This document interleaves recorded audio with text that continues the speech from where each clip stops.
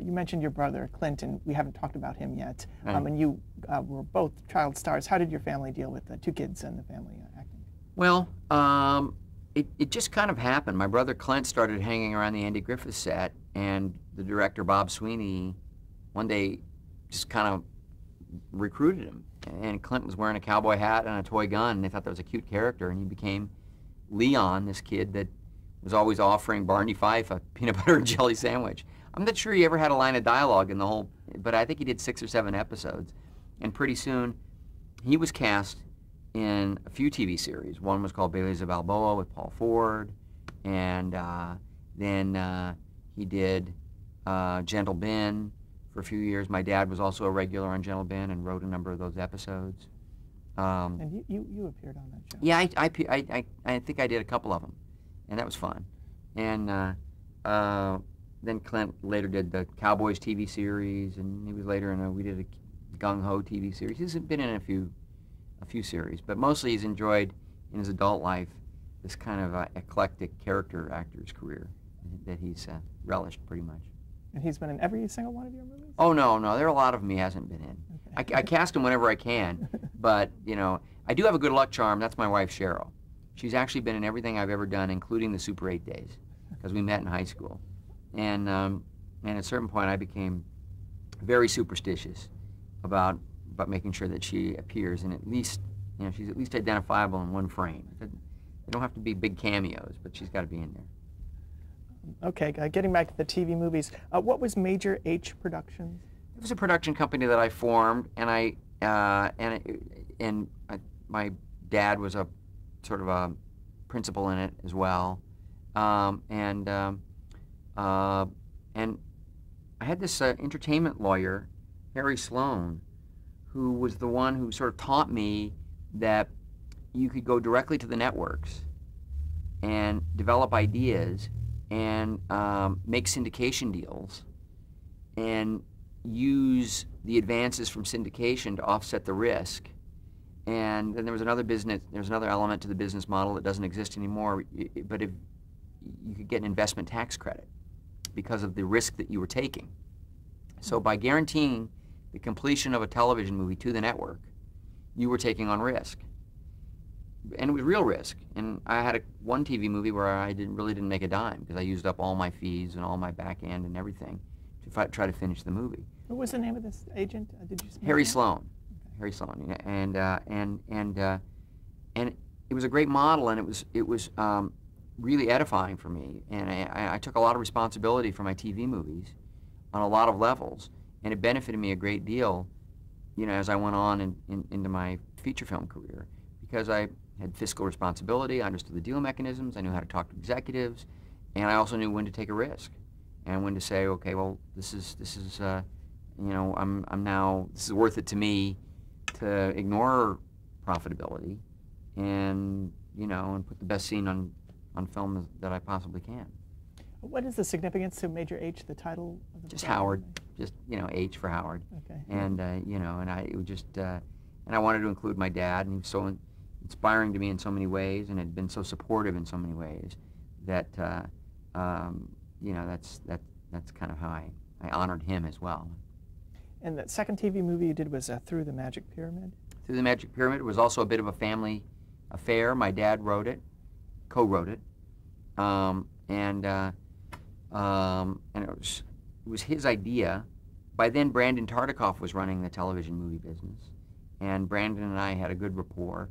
He liked the sound of this, and it was also all intended to be a kind of a backdoor pilot. Cotton Candy had actually become what they called a backdoor pilot, where they saw a TV movie they liked and they thought, maybe there's a series in that, let's develop some screenplays. I mean, some episodes. And we did, and the show didn't go. And the same thing happened with Through the Magic Pyramid, which I think won an Emmy as one of the best, or was nominated for an Emmy as one of the best children's films of the year. Very ambitious little production, and I learned a lot doing it. Working with kids is tough. I realized that as well. But you know, we had chariot battles and time travel, so there was a little science fiction element. And Were some of the, I read somewhere that they were actually from Ben-Hur. Is that true or no? I think some of the chariots were from Ben-Hur, and some of our props and things like that were from Cleopatra, and it was fun. It was absolutely done on a shoestring, and everybody in the family was pitching in every way.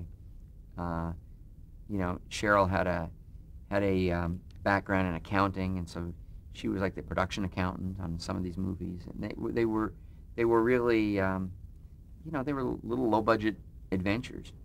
The next TV movie I did was much more ambitious, and it was Anson Williams' idea.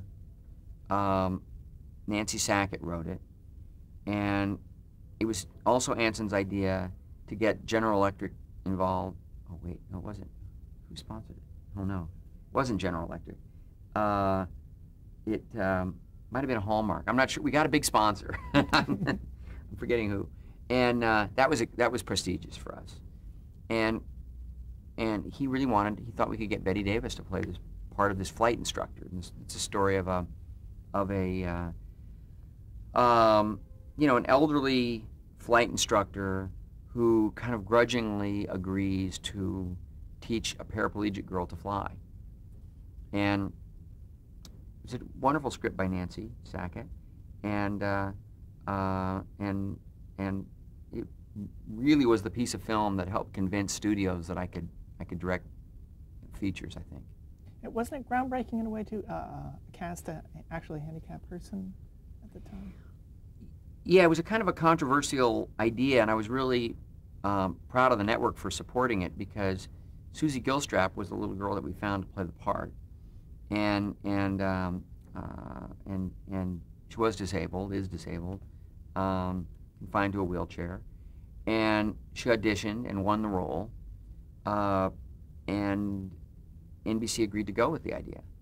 And Bette Davis was pretty upset about it, because she didn't like the idea of having a scene, all these scenes, with, you know, an absolute neophyte.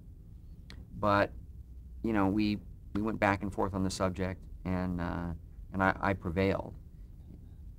Did you meet her on the set, Bette Davis? I talked to her on the phone a little bit, and she kept calling me Mr. Howard, and I kept saying, please call me Ron. And she said, no, I'll call you Mr. Howard until I decide whether I like you or not, and hung up the phone. But she was a little bit bothered about this casting, but came around to it. We had a good day of rehearsal. She kept calling me Mr. Howard, but it was all fine. And she was a little prickly. We started filming. She got along very well with Susie. Was very kind to Susie, by the way, and accepting. And Susie did a great job. Howard Hessman was also in it, did a great job. Lisa Whelchel was in it. Clu Gulager, Marion Ross was in it. It was actually it was a great cast, because it was a good script. And but we started filming that first day, and Bette Davis was, you know, she was a little hard on me. I went walking up to her. We were filming in Dallas, Texas, and it was really hot. It was August, and I decided to wear a jacket and a tie, because I thought, you know, that's what the famous directors from the 40s did. You know, and that's what Bette Davis would like or something. But it was, so first day of shooting, I'm there in a jacket and a tie, and it's 100 degrees by 8 o'clock in the morning. And she's in this mock-up, this little aerobatic plane, this Pitts, and I go walking up to her, and I explain what we're going to do, and, you know, it's on these bungee cords, and we're going to move the mock-up and make it seem like she's flying. And I go moving up to her, and she turns around and goes, oh! and she says, oh, loud enough for the crew to hear. Oh, I was so startled. It's you. But, you know, I saw this child walking toward me, and I thought, what in the world could this child possibly have to say to me? And the crew laughed, and I laughed, and everybody laughed, and I popped a couple of Tums, and and went in and gave her the direction, and she was fine. Later on in the day, I gave her another direction, and she was kind of upset about it. And I said, well, please try it. And she said, okay, I'll try it. And she liked it. Very loudly said, you're right, it makes the scene much better. And by about 4 o'clock, I wrapped Miss Davis for the day. I said, Miss Davis, you can go home now. And she said, okay, Ron, see you tomorrow. And it was very significant that she called me Ron and not Mr. Howard. And she patted me on the ass. So that was the big icebreaker. You know, it was kind of 8 nervous-making, tense days, but it was. Do you think she was testing you, or you just think that's the way it was? Yeah. But she was very complimentary in the end, and she said something that meant a lot to me at the moment, and later I realized just how complimentary it was. She said, "You could be another Wyler." And I later found out that you know, she'd done a lot of her best work with William Wyler, great director. And then even later I found out that at one time she'd been in love with William Wyler, and it really, you know, had put him on a huge pedestal. So that was probably the greatest compliment she could pay to a new director, and it certainly gave me the confidence to be able to take on a project a few years later like Cocoon, that starred, you know, so many great talents, and feel that, you know, I'd know how to interact and gain their trust and be effective as a filmmaker. How did that experience compare in another sense where you were working with legends? Well, I had a couple of hit films behind me by then, so I was kind of the flavor of the month in terms of new directors in Hollywood. It was sort of Bob Zemeckis and I were the kind of the, you know, the hottest young directors at that moment. So I had that advantage, but I still felt challenged. It was the biggest budget I was going to face. I was working with Richard Zanuck, David Brown, and Lily Zanuck, and they had umpteen Oscars, you know, between them. And there was a part of me that kept thinking, you know, the other shoe is going to drop here eventually. I'm going to get fired.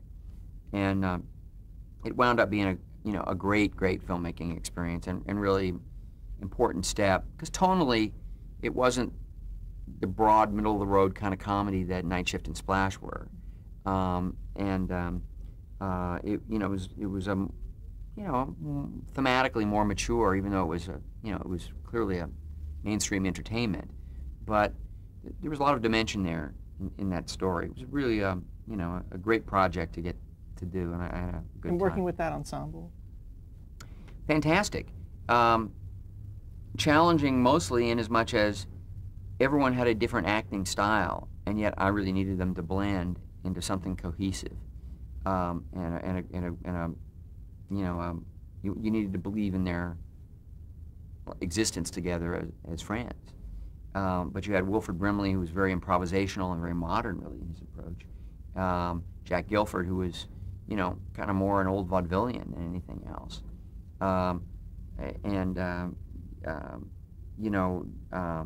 Hume Cronin, and Jessica Tandy and Maureen Stapleton, they were from the theater. And, there was a great degree of discipline there. Gwen Verdon was a terrific actress, but sort of intuitive. She was a dancer, really, and a very different style and approach to things. Don Amici was old school Hollywood. It was where are my marks? What lines do you want me to say? He was just a great soldier. And so it was getting everyone to blend that was really important. And I think Wilford Brimley probably made the greatest contribution in a lot of ways. He's could be a complicated, mercurial kind of a guy, but he had an instinct that the more improvisational the movie felt from his perspective, the better. And I bought into that, and I indulged that, encouraged it. And the other actors started picking up on it even in rehearsals, and it really created a kind of a loose tone that I never would have thought to do.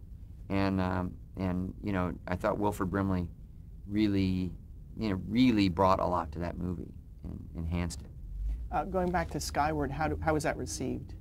It was received very well. The Cotton Candy and Skyward got really good ratings, and very good reviews.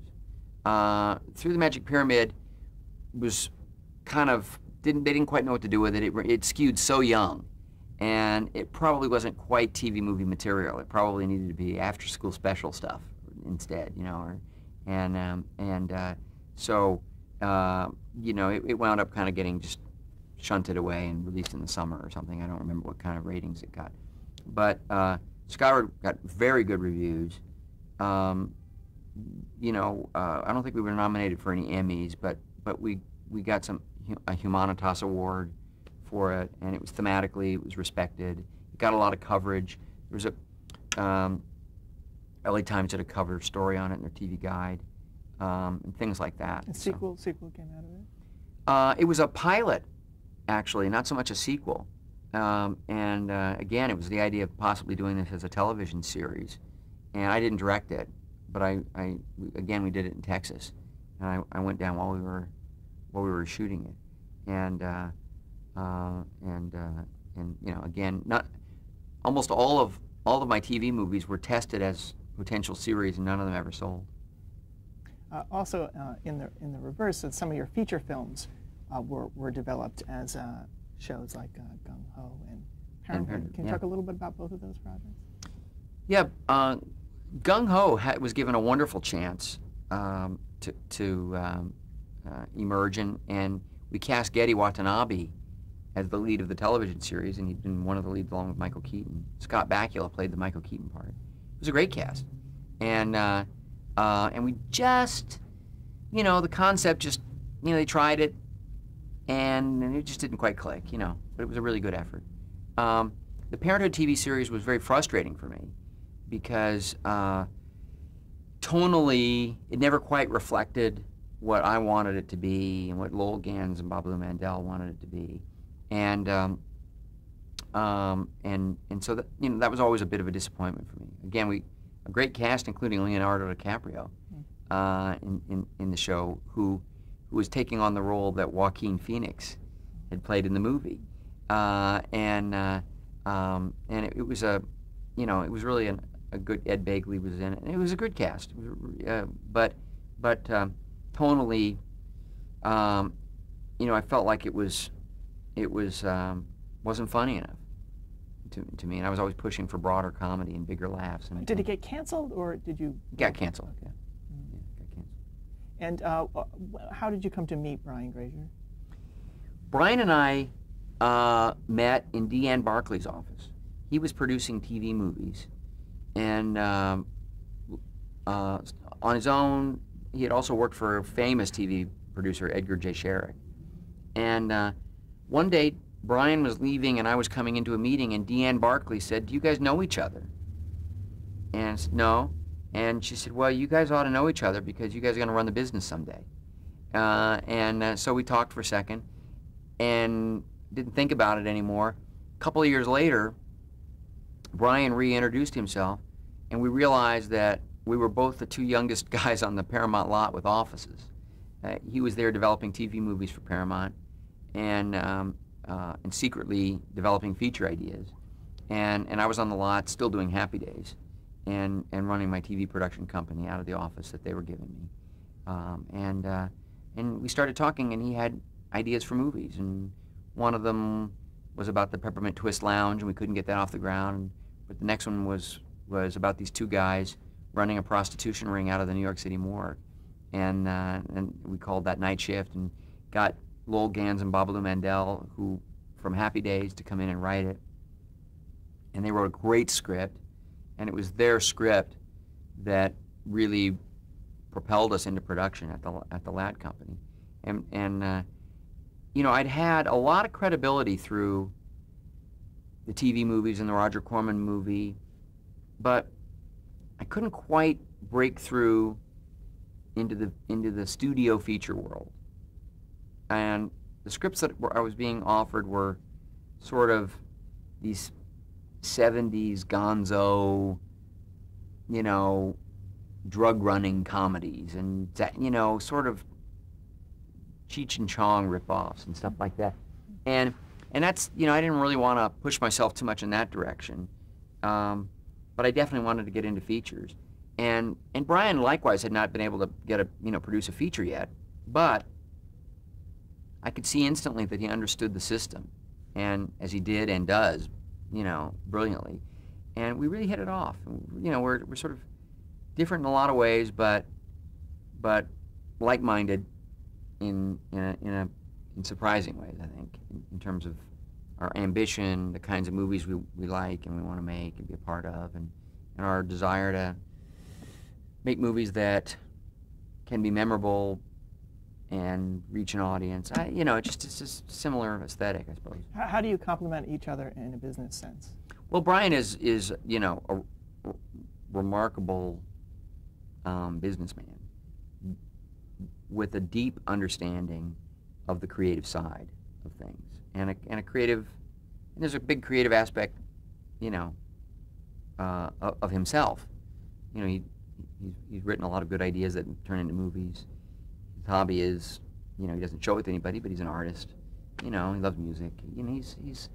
He really understands both worlds very well. But man, he is a player. He is the quintessential player, in the most laudable sense, in that he knows how to get to the yes. He knows how to nurture a thing into existence, and he knows when it's just not going to happen, and apply your energies elsewhere. He just has a great innate sense. I always say that he kind of is playing poker with, the whole industry all the time, and he seems to know what cards everybody has. And what is your half of the partnership like? Primarily, I'm a sort of a regular supplier. I make movies for Imagine. I utilize the resources of the company to try to, every 18 months supply a movie that our company is going to be proud of.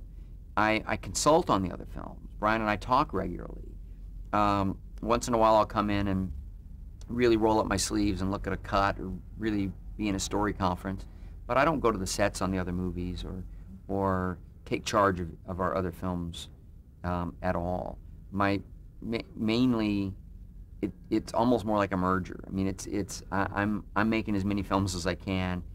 I'm helping where I can, but I try to be as self-sufficient as possible also.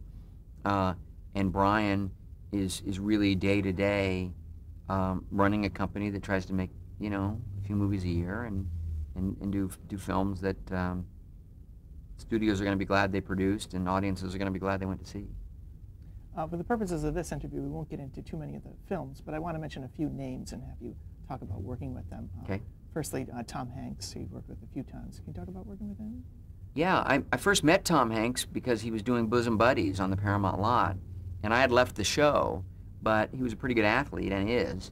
And our Happy Days softball team needed an extra player at some point for a trip to Portland, Oregon, where we were playing.